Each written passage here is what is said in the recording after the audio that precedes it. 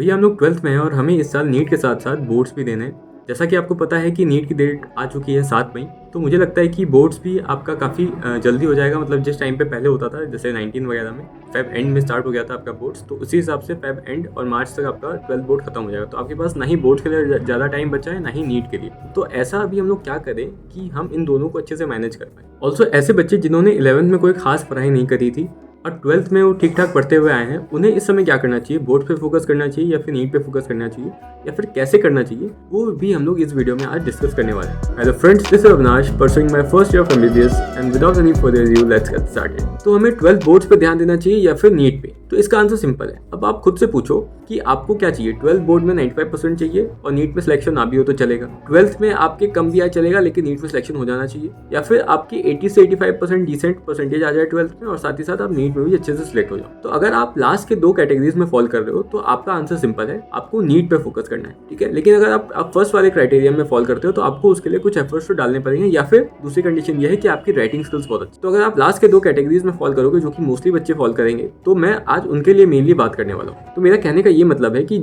आपके board exam की date से एक हफ्ते पहले तक आपको बोर्ड्स के बारे में सोचना ही है। जैसा आप नीट की तैयारी थे वैसा आपको करते रहना है। भैया कैसे नहीं सोचे, हमारे प्री बोर्ड्स आने वाले हैं, प्रैक्टिकल्स हैं, तो हमारा माइंड तो अपने आप उधर डाइवर्ट होते रहता है कि प्री बोर्ड से मार्क्स नहीं आएंगे तो क्या होगा, प्रैक्टिकल्स अच्छा नहीं जाएगा तो क्या होगा। तो देखो, प्री बोर्ड्स तो एकदम नाटक होता है, मैं सच बताऊं, क्योंकि प्री बोर्ड्स का मेन गोल यही होता है कि वो आपको डरा के रखे कि आपका बोर्ड्स आने वाला है, पढ़ो, ठीक है। वहाँ पे मार्क्स भी आपको जानबूझ के कम दिया जाता है ताकि आप मेनली अपने बोर्ड्स जो फाइनल एग्जाम आप दोगे बाहर जाके, उस पर आप अच्छा परफॉर्मेंस दे पाओ, ठीक है। मैं भी अगर बताऊं तो मैं भी अपने प्री बोर्ड्स में फेल था, ठीक है। क्यों फेल था? मेरे को आता नहीं था, नहीं, मेरे को लिखने का मन ही नहीं था। मेरे को टाइम वेस्ट लगता था जाके स्कूल में प्री बोर्ड्स के लिए लिखना, तो मैं जाता था, मेरे को थोड़ा बहुत लिख के मैं आ जाता था, ठीक है। तो उन्होंने फेल कर दिया था मुझे प्री बोर्ड्स, ठीक है। तो ऐसा कोई मतलब नहीं, अब ऐसा थोड़ी है कि प्री बोर्ड्स में फेल था तो मेरे बोर्ड्स में खराब है। मेरे को भी 85% मार्क्स था बोर्ड्स में, तो ठीक था, डिसेंट परसेंटेज था बिना कोई प्रिपरेशन के। तो वही है, प्री बोर्ड्स आपको बस उस पर कोई ज्यादा वो ध्यान नहीं देना है, आप जाके दे आओ बस। लिखने का मन है तो लिखो, नहीं लिखने का मन है तो मत लिखो, एक आपकी प्रैक्टिस हो जाती है। रही बात प्रैक्टिकल्स की, तो प्रैक्टिकल्स में जो मेन टाइम जाता है वो उसके कॉपी जो है लिखने में जाता है। तो अगर आपके घर में कोई भाई बहन है उससे लिखवा लो, कोई जूनियर है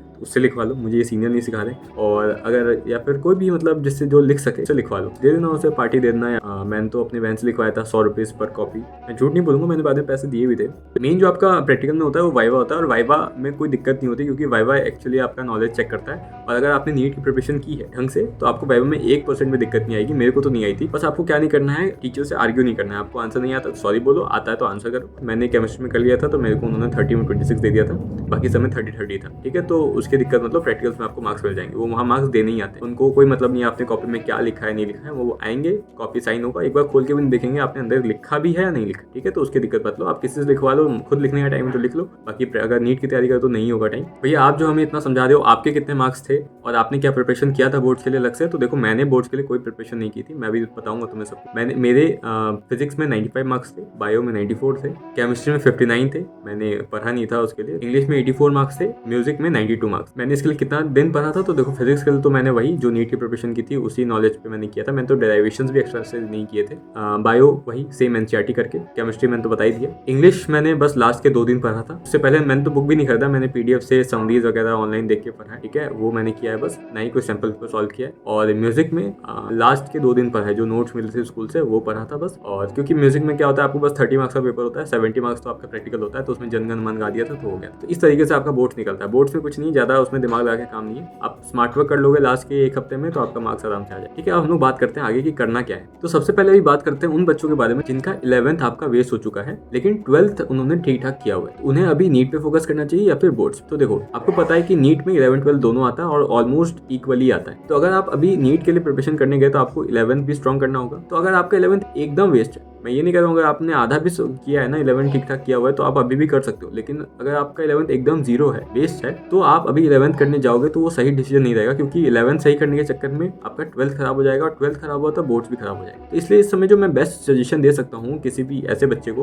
वो ये रहेगा कि आप 12th पे फोकस करो और अपने 12th को स्ट्रॉन्ग करो। 12th को किस लेवल पे स्ट्रॉन्ग करो? 12th को नीट लेवल पे आप उसको प्रिपेयर करो। तो इससे क्या होगा कि अगर आप अगले साल ड्रॉप भी लेने जाते हो, जो कि आपने सोचा होगा कि आपको मिनिमम 1 ड्रॉप तो लेना ही पड़ेगा, तो जब आप अगले साल ड्रॉप लोगे तो आपका आधा सिलेबस जो कि 12th है वो एकदम स्ट्रॉन्ग होगा, क्योंकि आपने उसकी नीट लेवल की प्रिपरेशन कर ली और 5 मंथ में आराम से 12th आपका स्ट्रॉन्ग हो सकता है। तो आपको एक लीडिंग एज मिल जाएगा बाकियों के मुकाबले और एक आपका कॉन्फिडेंस बूस्टअप हो जाएगा, जो कि बहुत ज़्यादा हेल्प करेगा आपको 1 साल के ड्रॉप ईयर में। तो अभी सबसे बेस्ट तरीका यही होगा कि आप 12th पे फोकस करो और 12th को स्ट्रॉन्ग करो। तो बिना 11th के 12th स्ट्रॉन्ग हो जाएगा। तो ऐसे कुछ चैप्टर्स है जो कि अगर आपने 11th में कर लिया तो आपको 12th में कोई दिक्कत नहीं आने वाली। जैसे कि फिजिक्स में इंटीग्रेशन, डिफरेंशिएशन आपको आता है, ग्राफ्स बनाने आपको आते हैं, डायमेंशंस अगर आपको समझ में आती है, तो ये चीज़ें जानने के बाद आपको 12th में कोई ज़्यादा दिक्कत नहीं आएगी। केमिस्ट्री में अगर आपके स्टार्टिंग के 4 चैप्टर स्ट्रॉन्ग है, ऑर्गेनिक में जीओसी स्ट्रॉन्ग है और हाइड्रोकार्बन आपने पढ़ा हुआ है, तो भी आपको 12th के केमिस्ट्री में कोई दिक्कत नहीं है। और एक बार आपने 12th को नीट लेवल पे कर लिया तो आपके बोर्ड भी अच्छे चले जाएंगे। और अगर कोई ऐसा पार्ट दिखे जहाँ पे आपको समझ ही ना आ रहा वो टॉपिक और वो कुछ 11 का पोर्शन हो,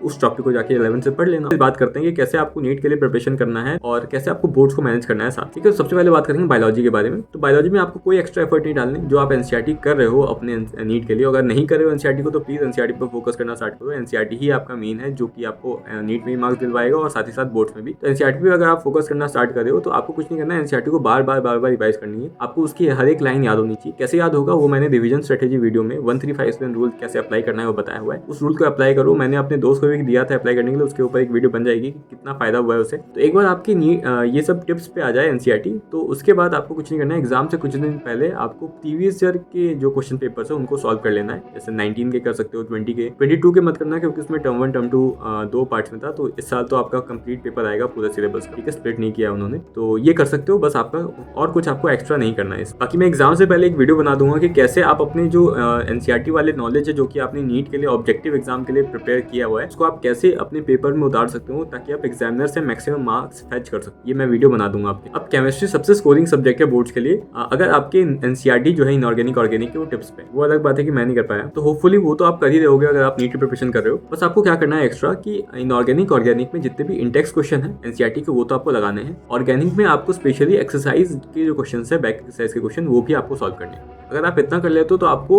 इनऑर्गेनिक ऑर्गेनिक में बोर्ड से मार्क्स लाने से कोई नहीं रोक सकता। आराम से आप मार्क्स ले आओगे। फिजिकल केमिस्ट्री में कुछ नहीं है, आपने नीट की प्रिपरेशन की हुई है, वो मोर देन सफिशिएंट है आपको बोर्ड से मार्क्स लाने के लिए, क्योंकि वहाँ पे कोई डेरिवेशन तो आता नहीं है, वो न्यूमेरिकल आएगा। हाँ, बस क्वेश्चन आपको लंबे लग सकते हैं पढ़ने में, तो कुछ नहीं करना, आपको क्वेश्चन पढ़ना आना चाहिए और कैसे वहाँ से इन्फॉर्मेशन निकाल के गिवन लिखना है और पूछा क्या हुआ है बस ये पता करके आपको फिर वही फॉर्मूला यूज करके जैसे आप सॉल्व करते हो ऑब्जेक्टिव क्वेश्चन, वैसे आपको उसको सॉल्व कर देना है। बाकी और कोई आपको एक्स्ट्रा एफर्ट्स नहीं डालना है इसमें केमिस्ट्री। फिर वही करना है, एग्जाम से कुछ दिन पहले आप 2-3 साल के प्रीवियस पेपर्स लगा लेना और आपको अच्छा खासा आइडिया हो जाएगा कि आपको करना क्या है पेपर। फिजिकल केमिस्ट्री में 2 चैप्टर में बताऊंगा, सॉलिड स्टेट और केमिकल काइनेटिक्स। इनके बैक एक्सरसाइज क्वेश्चन भी लगा लेना इंटेक्स के साथ साथ। फिजिकल में इंटेक्स भी लगा के जाना है क्योंकि वहां से क्वेश्चंस सेम आने के बहुत ज्यादा चांस होते हैं बोर्ड्स में। अब आते हैं हम लोग फिजिक्स के ऊपर। तो जैसा आपको नीट में फिजिक्स हार्ड लगती है, वैसे बोर्ड्स में भी फिजिक्स अच्छे लेवल पे आती है। क्यों? फिजिक्स में 2 टाइप के क्वेश्चन आते हैं, एक आपका न्यूमेरिकल टाइप और एक आपके डेरिवेशन टाइप। न्यूमेरिकल टाइप में तो आपको कोई एक्स्ट्रा एफर्ट्स नहीं डालने, जो अगर आपने नीट प्रिपरेशन में यूज किया है, जैसे आप अप्रोच करते हो क्वेश्चन को उसी तरीके से आपको करना है। बस इसमें आपको वही चीज, लंबे क्वेश्चंस मिलेंगे, उसमें पार्ट्स होंगे क्वेश्चंस के, आपको उन पार्ट्स को समझना है अच्छे से, गिवन क्या दिया हुआ लिखना है और समझ जाना है कि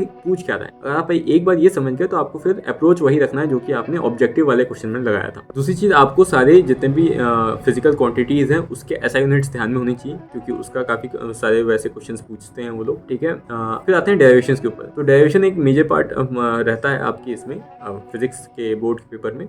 उसमें आपको कुछ नहीं करना है, आप यूट्यूब पे सर्च करना जाके कि most important derivations for board exam. आपको एक लिस्ट ऑफ डेरिवेशन मिल जाएंगे जो कि उन्होंने जो बार बार आए हुए हैं क्वेश्चंस उनसे निकाल के दिए हैं। ठीक है, उनको आप क्या करना है, एक कॉपी में लिख लेना, और अगर टाइम नहीं लिखने का तो स्क्रीनशॉट्स मार मार के एक पीडीएफ सा बना लो जिसमें वो सारे डेरिवेशंस प्रेजेंट होंगे, या फिर वो उन्होंने दिया ही होगा डेरिवेशन उन्होंने कहीं अपनी टेलीग्राम चैनल को, आप जाके ले लेना। और एक बार आपको लिस्ट मिल गई डेरिवेशन की तो आपको कुछ नहीं करना है, वो सारे डेरिवेशन को एक एक करके रोज बैठ के एक टाइम फिक्स कर लेना है, आधा घंटा 1 घंटा जो भी आपके पास जितना टाइम बच रहा है उस हिसाब से आपको डेरिवेशन रोज प्रैक्टिस करते जाना। तो एग्जाम तक आपको डेरिवेशन एकदम याद हो चुका होगा और आपके उन्हीं में से कुछ डेरिवेशन आपके एग्जाम में आएंगे, आपको लिखना होता है। तो एकदम रटने वाला चीज है, उसमें आप कुछ नहीं, समझ के भी कर सकते हो। मैंने समझ के किया था तो मेरे को कोई ज्यादा याद नहीं करना पड़ा था। ठीक है, मैंने डेरिवेशन प्रैक्टिस भी नहीं किया था। जब मैं फॉर्मूला याद करता था तो मेरे को पता रहता था कि फॉर्मूला बन कैसे था, तो मैंने ऑलमोस्ट उसको खुद ही कर लिया था। जिन्हें नहीं पता है वो ये चीज कर सकते हैं, जाके कुछ जैसे ऑर्गेनिक में रिएक्शन याद करते हो वैसे इसको याद कर लेना और आपका काम हो जाएगा। बस एक कॉपी बना लेना, डेरिवेशन कॉपी, और उसको आपको कुछ नहीं अभी से प्रैक्टिस करना है, आपके बोर्ड एग्जाम तक हो जाएगा। बस इतना ही एक्स्ट्रा चीज आपको करनी है फिजिक्स में, या फिर inorganic chemistry, organic chemistry, bio, जितना मैंने बताया सब में मिला के एक्स्ट्रा आपको एक यही डेरिवेशन की कॉपी बनानी है। बाकी सब कुछ नीट के सिलेबस के थ्रू ही हो जाएगा। बाकी मैं ट्राई करूंगा कि जितने भी प्रीवियस ईयर के क्वेश्चन है जो मैं चाहता हूँ कि आप प्रैक्टिस करो वो, और साथ ही साथ ये डेरिवेशन वाली PDF अगर मेरे को मिलता है कहीं तो मैं डाल दूंगा अपने टेलीग्राम चैनल पे। तो अगर जिसने ज्वाइन नहीं किया जाके ज्वाइन कर लो टेलीग्राम चैनल। अब बात करते हैं इंग्लिश के बारे में। अब क्या होता है कि जो नीट की प्रिपरेशन करते हैं वो इंग्लिश भूल ही जाते हैं कि कोई एक सब्जेक्ट है उनके लिए। मैं भी भूल गया था, मैंने तो बुक भी नहीं खरीदा था अपने एग्जाम तक। मैंने एग्जाम तक मतलब मैंने बिना बुक लिए ही एग्जाम दिया है। मेरे 84 मार्क्स थे इंग्लिश में और मैंने 2 दिन पढ़ाई की थी। मैंने एक इतना पतला कॉपी बनाया था, उसी में मैंने जो लिखा था उसी से मैंने एग्जाम दिया है। अब मैंने उस कॉपी में क्या लिखा था वो इंपॉर्टेंट है। तो सबसे पहले मैंने पढ़ा किससे था अगर मेरे पास बुक्स नहीं। तो देखो मैं एक यूट्यूब चैनल बताऊंगा तुम्हें, एपीडिया, APEDIA, एपीडिया चैनल है। उसमें काफी अच्छी अच्छी प्लेलिस्ट है। एक समरी वाली प्लेलिस्ट है उसमें जिसमें उन्होंने काफी अच्छा समझाया हुआ है, वो जाके आप देख सकते हो। उससे क्या होगा कि आपको कहानी क्लियर हो जाएगा, और कहानी आप एक बार समझ लो तो आपको याद आता है। बस आपको क्या करना है, चैप्टर का नाम याद होना चाहिए और चैप्टर में क्या कहानी थी ये आपको पता होनी चाहिए। मेन चीज जो आप भूलते हो ना, उस चैप्टर में जो कहानी थी उनके जो कैरेक्टर्स थे उनके नाम। तो मैंने क्या किया था, हर एक चैप्टर में वो जो कैरेक्टर्स है उनके नाम लिख लिए थे कि अरे मतलब एक एक पेज पे इस चैप्टर में ये कैरेक्टर्स है, इस चैप्टर में ये कैरेक्टर्स है। क्योंकि मेरे को पता था कहानी तो मैं लिख दूंगा वहाँ पे, लेकिन उस कहानी में जब मेरे को कैरेक्टर्स के नाम लिखने होंगे वो मैं भूल जाऊंगा। तो मैंने वो लिख लिया था और उसको मैं याद करके 2 दिन याद करके चला गया था एग्जाम में। और एग्जाम में लिखने के बाद मैं सब कुछ भूल चुका था, बस मेरे को उतने टाइम तक के लिए याद था। ठीक है, तो आपको बस ये करना है, कैरेक्टर्स के नाम याद कर लेने हैं और कहानी तो आप उस वीडियोस जो एपीडिया मैंने बताया उस चैनल पर जाओगे, आपको वीडियोस मिल जाएंगी, उससे आप वो कहानी देख के समझ जाओगे कहानी है क्या। अगर आपके पास बुक्स नहीं है, अगर आपको खुद पढ़ना है तो पढ़ सकते हो, उसमें टाइम थोड़ा ज़्यादा लगेगा। बाकी और कुछ उसमें जो उसमें राइटिंग पोर्शन है उसके बारे में काफ़ी अच्छा उसमें फॉर्मेट्स वगैरह उसने बताए हुए हैं, तो वो भी आप देख सकते हैं। बाकी अगर आपको प्लेलिस्ट ढूंढने में दिक्कत होगी तो मुझे बताना, मैं कम्युनिटी पोस्ट डाल दूंगा एक, जिसमें मैं प्लेलिस्ट के लिंक डाल दूंगा उसमें, और आप जाके चेकआउट कर सकते हैं। तो अभी मैं घर पे आया हूँ क्योंकि मेरी छुट्टी है अभी, 1 जनवरी तक छुट्टी है। क्यों? क्योंकि जो मेरे 21 वाले बैच के बच्चे हैं उनका अभी यूनी चल रहा है, यूनी मतलब यूनिवर्सिटी एग्जाम चल रहा है। ठीक है, तो उनका खत्म होगा तभी हमारी पढ़ाई मेनली स्टार्ट होगी। दूसरी चीज़ अभी 31 है, फिर 1 जनवरी है, उसमें तो छुट्टी रहेगा ही न्यू ईयर वगैरह में। तो इसलिए मैं अभी घर आ गया हूँ और मैं सोच रहा हूँ अभी फ्री हूँ तो मैं अभी वीडियोस बना दूँ आपके लिए। तो होप कि आपको समझ आया होगा कि कैसे आपको बोर्ड्स को मैनेज करना है नीट के साथ। ठीक है, नीट को आपको मैनेज नहीं करना है, प्लीज़ इंपॉर्टेंट बात है, आपको बोर्ड्स को मैनेज करना है नीट के साथ, क्योंकि आपका मेन गोल नीट ही होना चाहिए, क्योंकि वो आपको एक अच्छा डॉक्टर बनाएगा, अच्छे कॉलेज में पहुँचाएगा। मेहनत करो भाई, आपका एग्जाम इतने पास है, आप अपने ड्रीम कॉलेज जाने के लिए बस 5 महीने दूर हो। ठीक है, तो पढ़ते रहो और वीडियो को लाइक कर देना अगर वीडियो पसंद आई है, और ऐसे ही इन्फॉर्मेटिव वीडियो के लिए चैनल को सब्सक्राइब कर लेना। Bye bye.